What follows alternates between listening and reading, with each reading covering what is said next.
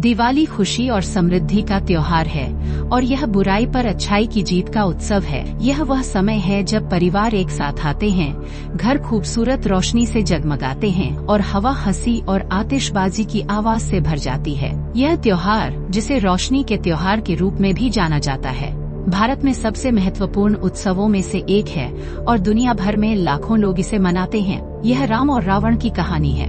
यह एक ऐसी कहानी है जो पीढ़ियों से चली आ रही है, जो अच्छाई और बुराई के बीच कालातीत संघर्ष और धर्म की अंतिम जीत को दर्शाती है। रामायण भगवान राम द्वारा अपनी पत्नी सीता को राक्षस राजा रावण से बचाने की कहानी है।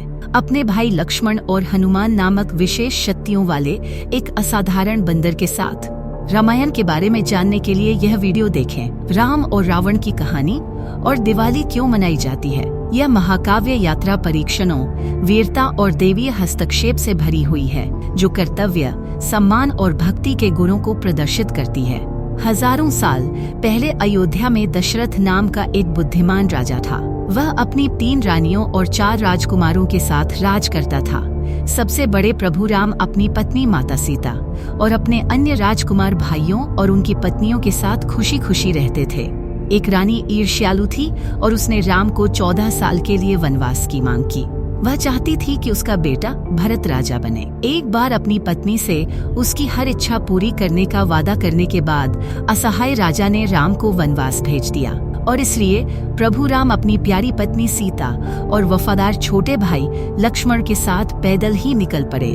वनवास के कुछ साल बाद शूर्पणखा नाम की एक राक्षसी ने राम को देखा और उनके रूप पर मोहित हो गई। उसने राम से शादी करने के लिए कहा, लेकिन राम ने मना कर दिया और उसे लक्ष्मण के पास भेज दिया। क्रोधित होकर शूर्पणखा ने अपना असली राक्षसी रूप दिखाया और लक्ष्मण ने उसके नाक और कान काट दिए। वह लंका के राक्षस राजा अपने भाई रावण के पास रोती हुई गई। क्रोधित होकर रावण ने बदला लेने की कसम खाई। उसने राम और लक्ष्मण का ध्यान भटकाने के लिए एक स्वर्ण मृग के रूप में राक्षस का इस्तेमाल किया और सीता का अपहरण कर लिया। उन्हें एहसास हुआ कि उनके जाने के दौरान कुछ बुरा हुआ था और वे तुरंत उसे खोजने के लिए दौड़ पड़े। जब वे वापस लौटे तो सीता गायब थी। अपने रास्ते में वे बंदरों और भालुओं की एक सेना से मिले, जो उनकी मदद करने के लिए सहमत हो गए। उनमें से एक हनुमान नाम का बंदर था, जिसने एक बार राम की सेवा करने की कसम खाई थी। अब हनुमान कोई साधारण बंदर नहीं थे। वह पहाड़ों पर उड़ सकते थे, अपनी इच्छानुसार आकार बदल सकते थे और उनमें अलौकिक शक्ति थी। उनके पास एक ही कदम में समुद्र पार करने की शक्ति थी, तो जाहिर है वह राम के सबसे मजबूत सहयोगी बन गए। यह हनुमान ही थे जिन्होंने आखिरकार सीता को ढूंढ निकाला, जो रावण के खूबसूरत बगीचों में से एक में कैद थी। हनुमान ने सीता को आश्वस्त किया कि राम उन्हें बचाने के लिए जल्द ही यहाँ आएंगे। वह सीता का पता लेकर राम के पास वापस आए और बंदरों, भालुओं और मनुष्यों की सेना लंका की ओर कूच कर गई। जल्द ही 2 शक्तिशाली सेनाओं के बीच एक महान युद्ध शुरू हुआ और राम के सैनिकों ने एक को छोड़कर सभी राक्षसों को मार डाला। रावण। अब युद्ध राम और रावण के बीच था। प्रभु राम ने रावण को माफी मांगने और सीता को वापस करने का एक आखिरी मौका दिया।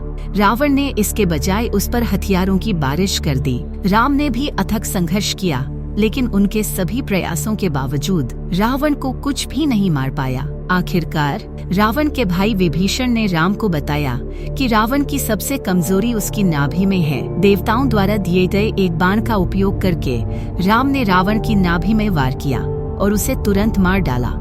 आखिरकार राम और सीता का फिर से मिलन हुआ। इसके तुरंत बाद अपने 14 साल के वनवास को पूरा करने के बाद राम, सीता और लक्ष्मण घर लौटे और पाया कि पूरा शहर उनका इंतजार कर रहा था। सड़कों को फूलों और दीपों से सजाया गया था और हर जगह खुशियां थीं। और यही कारण है कि हर साल दिवाली पर आप सड़कों, घरों और कार्यालयों को दीपों से जगमगाते हुए देखते हैं, जैसे अयोध्या शहर राम और सीता की घर वापसी के जश्न में।